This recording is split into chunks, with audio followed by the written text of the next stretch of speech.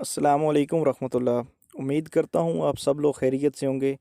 जैसा कि आप सबको पता है अर्तुगरुल गाज़ी ड्रामा बहुत ज़्यादा हिट हुआ है और इसमें जिन लोगों ने जो एक्टिंग की है उनके बारे में लोगों ने बहुत अच्छे परसेप्शंस बना लिए हैं, लेकिन तमाम लोग बिल्कुल वैसे नहीं होते जैसा कि वो स्क्रीन के ऊपर नज़र आते हैं। इन सब की खूबसूरती असल में जो ड्रेसिंग इस्तेमाल की गई है इस ड्रामे में, वो उस वजह से है। उस ड्रेसिंग की वजह से इन तमाम लोगों की लुक बहुत ज़्यादा एक्स्ट्रा ऑर्डनरी खूबसूरत आई है।